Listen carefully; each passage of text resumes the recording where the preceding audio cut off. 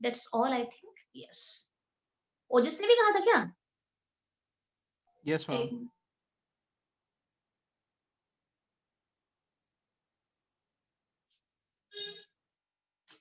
ठीक है, तो सॉलिड चैप्टर में बेसिकली हम इसमें काफी सारे सॉलिड को डिवाइड करा गया है, क्लासिफाई करा गया है, काफी सारे पॉइंट को देखते हुए क्लासिफाई करा गया है। तो वैसे अगर आपको थोड़ा मैं आपको बता दूं, इसमें काफी कुछ पढ़ना है आपको। मैग्नेटिक प्रॉपर्टीज को लेके कैसे डिवाइड करेंगे, इलेक्ट्रिकल कंडक्टिविटी को लेके कैसे डिवाइड करेंगे, लाइक कंडक्टर है, सेमीकंडक्टर है, इस तरीके से हम इंसुलेटर है तो कैसे डिवाइड करेंगे, इम्प्यूरिटी कितने तरीके के होते हैं, अरेंजमेंट या ज्योमेट्री कितने तरीके के होते हैं। ठीक है, तो काफी सारी चीजें इसके अंदर आपको जानने हैं। तो सबसे पहले तो इसमें आपको मैं ये पहले थोड़ा थोड़ा आइडिया दे देती हूँ, मुझे लिखवाना नहीं है, आपको थोड़ा बता देती हूँ कि जो 3 स्टेट्स है, सॉलिड, लिक्विड और गैसेस, इनके बीच डिफरेंसेस क्या क्या होता है, बेसिकली क्या क्या डिफरेंसेस होते हैं। थोड़ा मैं आपको लिखवाऊंगी भी नहीं, एक शॉर्ट में हम एक रिकॉल कर लेते हैं सारी चीजों को, और हम फिर सीधे चले जाएंगे सॉलिड के पास चले जाएंगे। ठीक है, तो सबसे पहले solid, liquid and gas. Solid है मेरे पास, लिक्विड है और गैस है। आप बचपन से पढ़ते आ रहे हो ना इसके बीच डिफरेंसेस जो होते हैं। ठीक है, थोड़ा सा आप रिकॉल कर लो इसे। सॉलिड जो होता है, यहाँ पे इंटरमोलिक्यूलर स्पेस जो होता है मिनिमम होता है। ध्यान से सुनना, क्योंकि ये लिखवाना नहीं है, आप सबको पता है। यहाँ पे इंटरमोलिक्यूलर जो स्पेस होता है सॉलिड में, वो मिनिमम होता है। ठीक है, तो यहाँ पे जो सॉलिड के पार्टिकल्स होते हैं वो मूव नहीं कर पाते हैं, वो किसी तरीके का ट्रांसलेशनल मोशन तो नहीं दिखाते हैं, बट वाइब्रेटरी मोशन जरूर दिखाते हैं। यहाँ पे वो एक मीन पोजीशन के दोनों तरफ ये वाइब्रेट करते रहते हैं, बिकॉज यहाँ पे स्पेस अवेलेबल नहीं है पार्टिकल का मूव करने के लिए, मिनिमम इंटरमोलिकुलर स्पेस। अच्छा, जब मैं यहाँ पे जाती हूँ तो थोड़ा इंटरमोलिकुलर स्पेस बढ़ जाता है, स्लाइटली बढ़ जाता है।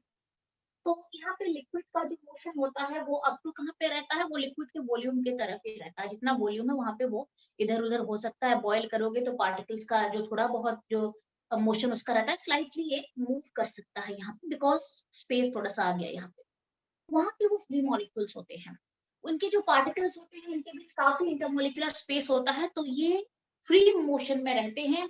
जहां पे इसको रखा जाता है, पूरे जो कंटेनर है उसमें ये मूव कर सकते हैं, पूरे कंटेनर का वॉल्यूम को ये ऑक्युपाई कर लेते हैं। ठीक है, अच्छा।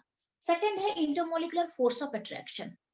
ठीक है, इंटरमोलिकुलर फोर्स ऑफ अट्रैक्शन को लेके बिल्कुल इस चैप्टर में एक टॉपिक भी है, जो कि बाइंडिंग फोर्स या इंटरमोलिकुलर फोर्स को लेके है। बट अभी इतना जान लो कि इंटरमोलिकुलर फोर्स अगर मैं देखूं तो सबसे मैक्सिमम सॉलिड में आता है intermolecular force, and that's why they are rigid, वो रिजिड कहलाते हैं। फोर्स इतना ज्यादा होता है कि स्पेस बिल्कुल नहीं बचता है पार्टिकल पार्टिकल के बीच में। क्लियर है ना?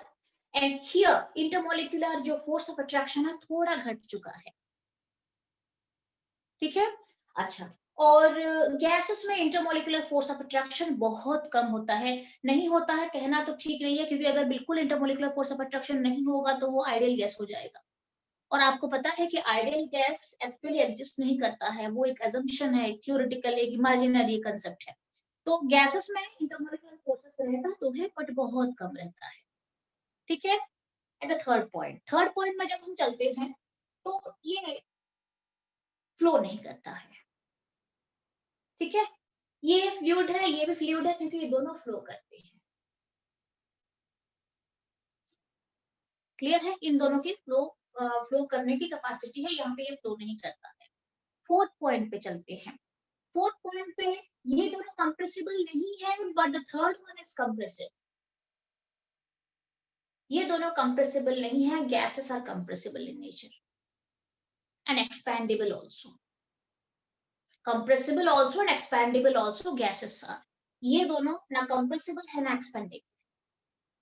ये अगर एक्सपेंड करेगा तो इसके वेपर के फॉर्म में जाके वो एक्सपेंड कर सकता है, अदरवाइज लिक्विड एक्सपेंड नहीं करेगा। एंड द लास्ट वन हम क्या लेते हैं इसमें, आप वैसे तो काफी सारे पॉइंट्स इसके अंदर आते हैं, काफी सारे पॉइंट आते हैं। ठीक है, and the last one is, इसके पास सब कुछ फिक्स्ड होता है, volume, shape, everything is fixed. Here only volume is fixed but shape is not fixed, ठीक है। और वहां पे कुछ भी फिक्स नहीं है, ना वॉल्यूम है ना आपका शेप फिक्स्ड है, कुछ भी फिक्स नहीं है, वो कंटेनर का ही शेप एंड वॉल्यूम ऑक्युपाई कर लेता है गैस जो है, ठीक है। और एक क्वालिटी होती है, इसके पास डिफ्यूजन की कोई क्वालिटी नहीं है, ये भी डिफ्यूज नहीं करता है, बट गैसेस आर डिफ्यूजिबल, मतलब ये डिफ्यूज करता है गैस। काफी सारे पॉइंट्स इसके अंदर से आपको मिल जाएंगे जो स्पेशल लेते हैं, ठीक है। अच्छा, हमें इस चैप्टर में सॉलिड के बारे में पढ़ना है, बट सॉलिड के अंदर जो पहले आपको कुछ मैं पढ़ाऊंगी उसके अंदर लिक्विड और गैसेस भी आते हैं, तो आपको पढ़ाया जाएगा अमरफस सॉलिड, क्रिस्टलाइन सॉलिड पढ़ाया तो जाएगा, बट उसके अंदर गैसेस भी आए। तो यहाँ पे सॉलिड का मतलब बेसिकली है मास, सब्सटेंस। आप ये भी बोल सकते हो मैम यहाँ पे सॉलिड है बट CO2 गैस क्यों आ गया, ठीक है। तो यहाँ पे इस चैप्टर का मतलब होता है सब्सटेंस या मास कितने तरीके के एग्जिस्ट करते हैं, उसके अंदर लिक्विड भी गैसेस के भी कुछ आप पढ़ने को आपको मिल सकता है, ठीक है। ओके, अब हम देखते हैं कि ये बेसिकली स्टेट्स है ना, स्टेट्स है कि कहीं पे भी अगर आप टेम्परेचर बढ़ाते हो तो सॉलिड जो है वो लिक्विड के फॉर्म में आ सकता है, लिक्विड जो है वो गैस के फॉर्म में भी जा सकता है। तो ये इंटरकन्वर्टेबल हो सकते हैं with increase and decrease of temperature, ठीक है। अच्छा, अब ये सॉलिड क्यों है, क्यों ये सॉलिड है, बाकी सॉलिड क्यों नहीं है। सॉलिड स्टेट का मतलब क्या होता है, सॉलिड स्टेट का मतलब ये होता है कि मेरे पास दो पार्टिकल है, एक्चुअली मॉलिक्यूल्स के बीच में ना, मॉलिक्यूल्स पार्टिकल पार्टिकल के बीच में अगर फोर्स ऑफ अट्रैक्शन ज्यादा रहा तो क्या होता है, वो they come closer, and when they come closer तो वो बेसिकली पैक्ट हो जाते हैं, प्रॉपर ज्योमेट्री शेप ले लेते हैं और सॉलिड कहलाते हैं, ठीक है। तो कौन सी कंडीशन में कोई भी सब्सटेंस सॉलिड का फॉर्म लेता है, क्या कंडीशन होता है जहां पे जो सब्सटेंस होता है वो सॉलिडिफाई हो जाता है या सॉलिड का फॉर्म लेता है। अच्छा, कंसेप्ट क्या है, इन दोनों पार्टिकल के बीच में एक तो इंटरमोलिकुलर फोर्स ऑफ अट्रैक्शन होता है, इंटरमोलिकुलर फोर्स ऑफ अट्रैक्शन जो कि पार्टिकल को क्लोज लाता है, ये क्या है,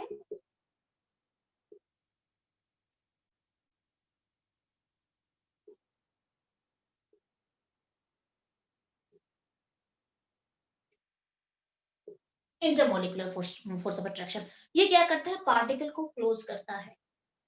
और एक होता है, हर एक सब्सटेंस में आपको मिलेगा थर्मल एनर्जी, थर्मल एनर्जी का काम है पार्टिकल को दूर करना,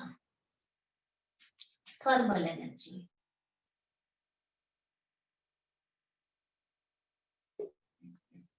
ठीक है।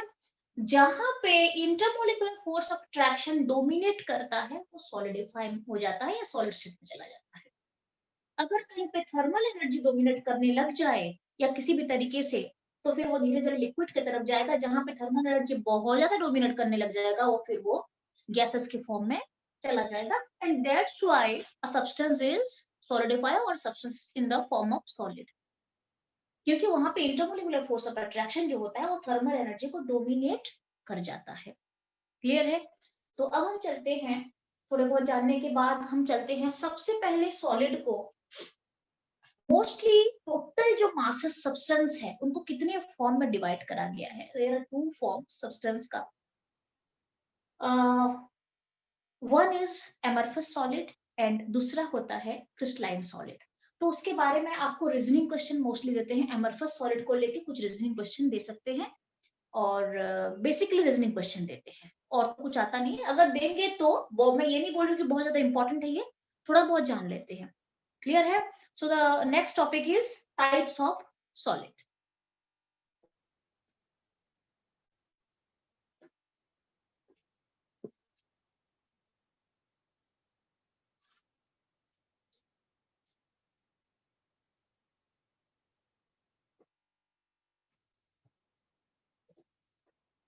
टाइप्स ऑफ सॉलिड,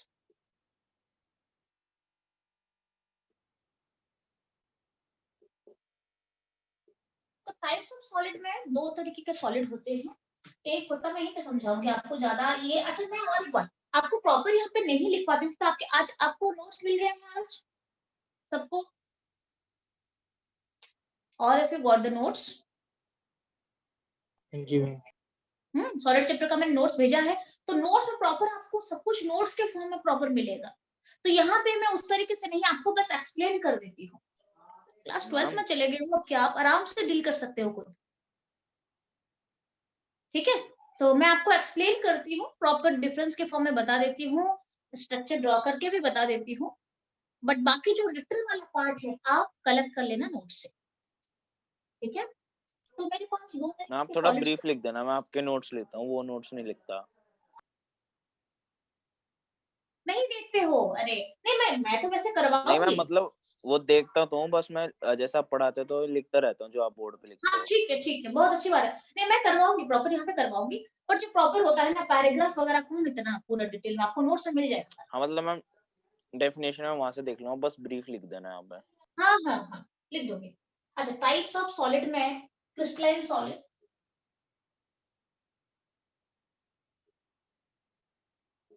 एंड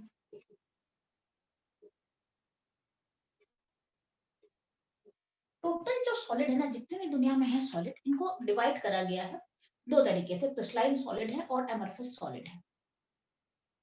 तो मैं आपको एक काम करती हूँ, सबसे पहले इसको डिफरेंस के फॉर्म में ही बता देती हूँ, दैट इज बेस्ट, वो ठीक रहेगा। आप चाहे तो उसको अपने पैराग्राफ के फॉर्म में भी लिख सकते हो। So let me take here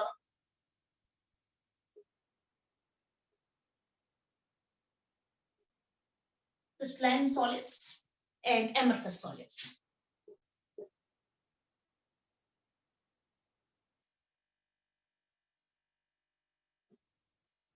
ठीक है।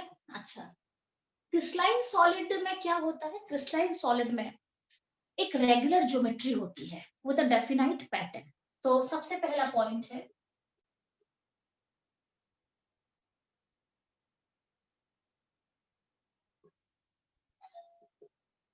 विद अ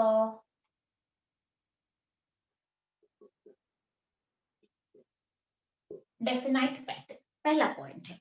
जो क्रिस्टलाइन सॉलिड होते हैं वहां पे रेगुलर ज्योमेट्री होती है with a definite pattern, pattern fixed रहेगा, चाहे कितना भी बड़ा आप लेंथी एक पीस ले लो क्रिस्टलाइन सॉलिड का, वहां पे ज्योमेट्री डिस्टर्ब नहीं होता है। फॉर एग्जांपल अगर मैं यहाँ पे ड्रॉ करूँ तो हाँ, तो मैंने यहाँ पे एक सॉलिड ले लिया है, एक क्रिस्टलाइन सॉलिड ले लिया है, पैटर्न जो है वो 100% सेम रहेगा, ठीक है। अगर आप लेते हो तो पैटर्न आपका 100% एग्जैक्ट रहेगा, जैसे आप लेना चाहो। पैटर्न में डिस्टर्बेंस बिल्कुल भी नहीं होगा, चाहे आप कितना भी बड़ा फेस उस क्रिस्टलाइन सॉलिड का ले लो, पैटर्न जैसा है वैसा ही पैटर्न रहने वाला है। आप इसे और एग्जैगरेट करके और थोड़ा सा बड़ा दिखाना है तो भी आप दिखा सकते हो। यहाँ पे आप देख सकते हो ये पैटर्न पूरा फॉलो करेगा थ्रू आउट द सॉलिड, ठीक है। मैं आपको एक जस्ट एक एग्जांपल दे रही हूँ कि पैटर्न कैसे फॉलो होता है पूरा। एक लॉन्ग रेंज ऑर्डर कहते हैं हम इसको, अगर बहुत लंबा रेंज तक यही पैटर्न फॉलो होता है that is known as long range order कहते हैं उसको, जो कि क्रिस्टलाइन सॉलिड में दिखता है। अगर टेट्रागोनल ज्योमेट्री है, कोई भी ट्राइगोनल ज्योमेट्री, कुछ भी ज्योमेट्री अगर है, तो वो ज्योमेट्री अगर क्यूबिक पैटर्न है, जो भी पैटर्न है वो पूरा फॉलो होता है throughout the solid, this is known as long range order कहते हैं इसको। बट एमरफस सॉलिड की अगर मैं बात करूं, यहाँ पे कोई डेफिनेट ज्योमेट्री नहीं होता है, कोई डेफिनेट शेप नहीं होता है, कोई पैटर्न फॉलो नहीं होता है वहां पे इन एमरफस सॉलिड्स। तो सेकंड यहाँ का पहला पॉइंट क्या है,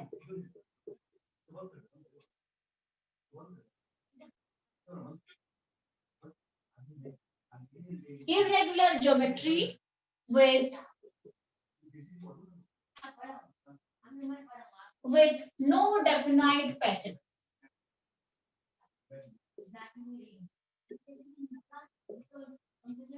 ठीक है। आप अपने तरीके से इसको अगर आप थोड़ा ड्रॉ करके देखना है आपको, तो आप इस तरीके से इसको देख सकते हो। इसका जो पैटर्न है काफी हैफाजर्ड फॉर्म में रहता है, यू नो, तो आप अपने तरीके से इसको ड्रॉ कर सकते हो। आप देख सकते हो यहाँ पे कोई डेफिनाइट पैटर्न नहीं है, कोई भी ऐसा एक पोर्शन नहीं है जहां पे ज्योमेट्री रिपीट हो रही है। यहाँ पे ज्योमेट्री रिपीट होती है, बार बार रिपीट होती है। यहाँ पे ज्योमेट्री रिपीट नहीं होती है, जस्ट एग्जाम्पल है, वैसे होता नहीं है। आपको प्रॉपर अगर आपको कहेंगे पे जैसे NaCl का क्रिस्टल का स्ट्रक्चर हो गया, ठीक है, तो ये मैं आपको उस तरीके से नहीं दिखा रही हूँ, जस्ट नॉर्मल आपको समझाने के लिए एक्सप्लेन कर रही हूँ। ये साफ दिख रहा है कि यहाँ पर ज्योमेट्री रिपीट होने वाली है, बट यहाँ पे कोई डेफिनेट ज्योमेट्री नहीं है। आप देख सकते हो इरेगुलर पैटर्न में चल रहा है, और अगर ज्योमेट्री रिपीट हो भी जाती है तो बहुत छोटा रेंज के लिए रिपीट होती है, known as short range order कहते हैं इसको। एक तो ज्योमेट्री रिपीट नहीं होती है, अगर ज्योमेट्री रिपीट हो भी रही है तो बहुत छोटा रेंज के लिए रिपीट होती है, जो कि उसका कोई उसको कंसिडर नहीं करा जाता है। मान लो एक बहुत बड़ा सा स्पेस लेती हूँ तो मैं ये नहीं बता सकती हूँ कि यहाँ पे जो ज्योमेट्री है इस पोर्शन में भी वही ज्योमेट्री होने वाली है, बट यहाँ पे मैं डेफिनेटली बता पाऊंगी, मैं कितना भी बड़ा सा ले लूं स्ट्रक्चर, जो ज्योमेट्री एक पोर्शन में रहता है वही ज्योमेट्री हर एक पोर्शन में एग्जिस्ट करेगा। ठीक है, तो इसे क्या कहते हैं, हम इसे कहते हैं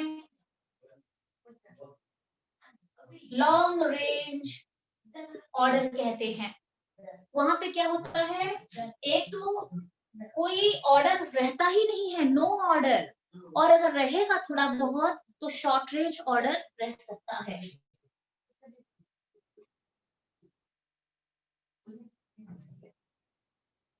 क्लियर है, ये सेकंड पॉइंट है।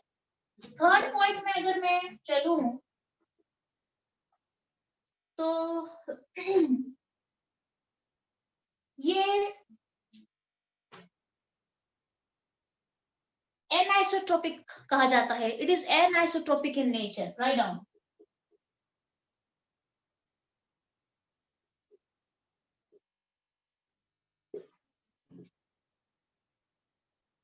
It is anisotropic in nature, and आपको भी एक्सप्लेन करूंगी मैं।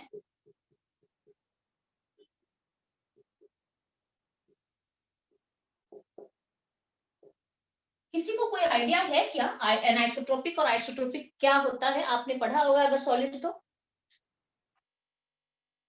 ये तो आपका पहला चैप्टर है ना, तो पहला चैप्टर है तो ये तो बहुत पहले आपने पढ़ भी लिया होगा। बहुत बच्चे थोड़ा आइडिया देना मुझे, what is an isotropic and what is isotropic.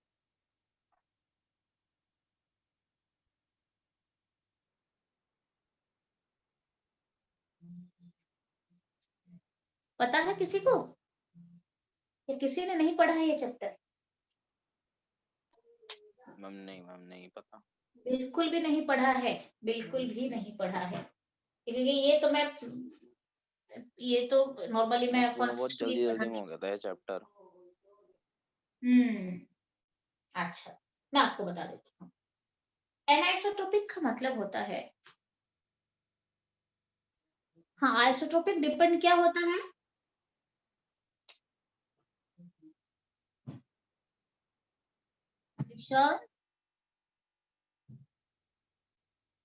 Ma'am वो इंडिपेंडेंट होता है ना डायरेक्शन के? नहीं, थोड़ा बहुत तुम्हें थोड़ा बहुत तुम उस तरफ बढ़ रहे हो, बट वो proper magnitude varies with direction. बहुत अच्छा, मैग्नीट्यूड वेरीज विद डायरेक्शन। अच्छा, ये कौन सी मैग्नीट्यूड वेरी करता है, किस किस तरीके का मैग्नीट्यूड वेरी करता है, किस किस तरीके का मैग्नीट्यूड वेरी करता है, कैसे मैग्नीट्यूड वेरी करता है, कोई पर्टिकुलर फिजिकल प्रॉपर्टी जो वेरी करता है?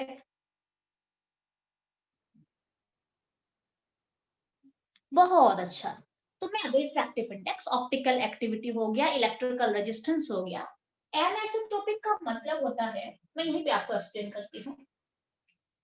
आप देख सकते हो इसकी ज्योमेट्री बिल्कुल डेफिनाइट है, तो मैं कुछ कुछ प्रॉपर्टीज होते हैं जैसे इलेक्ट्रिकल रेजिस्टेंस हो गया, ऑप्टिकल एक्टिविटी हो गया, रिफ्रैक्टिव इंडेक्स हो गया। अगर मैं इलेक्ट्रिकल रेजिस्टेंस को मुझे मेजर करनी है मान लो, और मेरे पास एक क्रिस्टलाइन सॉलिड पड़ा है। अगर मैं डिफरेंट डायरेक्शन में मेजर करूंगी उसको तो वैल्यूज डिफरेंट डिफरेंट आएंगे रेजिस्टेंस का। अगर मैं डिफरेंट डायरेक्शन में मेजर करूंगी किसको, रिफ्रैक्टिव इंडेक्स को, तो वैल्यूज अलग अलग हो जाएंगे। मान लो मैं ऐसे मेजर कर रही हूँ, इस डायरेक्शन में मेजर कर रही हूँ इलेक्ट्रिकल रेजिस्टेंस को, और मैं इस डायरेक्शन में मेजर कर रही हूँ इलेक्ट्रिकल रेजिस्टेंस को।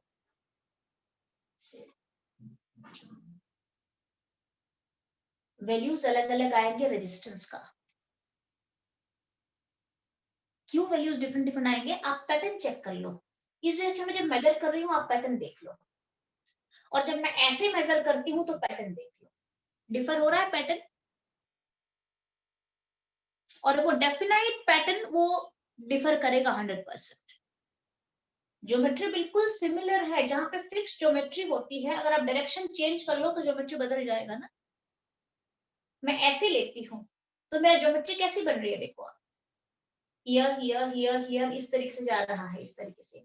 जब मैं ऐसे लेती हूँ one this another this, one this another, तो पैटर्न चेंज हो गया यहाँ पे डायरेक्शन वाइज। तो क्रिस्टलाइन सॉलिड में क्या होता है, कुछ कुछ प्रॉपर्टीज होते हैं, like electrical conductivity, electrical resistance ले लो आप, या फिर ऑप्टिकल एक्टिविटी में आप रिफ्रैक्टिव इंडेक्स वगैरह ले लो। ये डिफरेंट डायरेक्शन में डिफरेंट वैल्यूज देते हैं। This property is known as anisotropic property. That's why crystalline solid को एनआइसोट्रोपिक इन नेचर कहा जाता है, जबकि ये इतना इरेगुलर होता है, इतना इरेगुलर होता है, आप किसी भी डायरेक्शन में मेजर करोगे तो सेम वैल्यूज आपको टोटल नो डेफिनेट पैटर्न, कुछ भी नहीं होता है उसमें। तो यहाँ पे आप किसी भी तरीके से मेजर करो, कहीं पे भी किसी डायरेक्शन में मेजर करो, ऐसा कुछ होता नहीं है कि किसी डायरेक्शन में चेंज कर दूंगी तो प्रॉपर ज्योमेट्री चेंज हो गया, ऐसा नहीं है। यहाँ पे काफी इरेगुलर ज्योमेट्री है इसका। तो यहाँ पे ये वैल्यूज वगैरह जो होते हैं उतना ज्यादा डिफर नहीं करते हैं डिफरेंट डायरेक्शन में। बट यहाँ पे कौन कौन से वैल्यूज मैंने मोस्टली बताया आपको, लाइक आपका इलेक्ट्रिकल रेजिस्टेंस आप मेजर कर रहे हो, या फिर आप रिफ्रैक्टिव इंडेक्स मेजर कर रहे हो, कुछ थर्मल प्रॉपर्टीज को आप मेजर कर रहे हो। तो ये कुछ कुछ प्रॉपर्टीज होते हैं, वो यहाँ पे डिफरेंट डिफरेंट दिखते हैं। मेजरमेंट इनका वैल्यू, जो मेजरमेंट का जो मैग्नीट्यूड होता है, जो वैल्यूज होता है, वो डिफर कर जाता है डिफरेंट डायरेक्शंस में। This is known as anisotropic in different values in different directions of कौन कौन सी क्वालिटीज मैंने बताया आपको, प्रॉपर्टीज बताया, लाइक इलेक्ट्रिकल रेजिस्टेंस हो गया, रिफ्रैक्टिव इंडेक्स हो गया, ऐसे ही कुछ थर्मल प्रॉपर्टीज हैं और भी। ठीक है, तो this is anisotropic in nature and this is isotropic, no change in values, too much irregularities. ठीक है, अच्छा अब हम चलते हैं फोर्थ वन। फोर्थ वन में इसका क्लीवेज प्रॉपर्टी है। क्लीवेज प्रॉपर्टी है, इसका मतलब क्या है, आप अगर एक शार्प नाइफ लेके इसे कट करो तो जो दो प्लेन सरफेस निकलेंगे वो बिल्कुल स्मूथ एंड रेगुलर होंगे। जबकि यहाँ पे अगर आप एक शार्प नाइफ लेके कट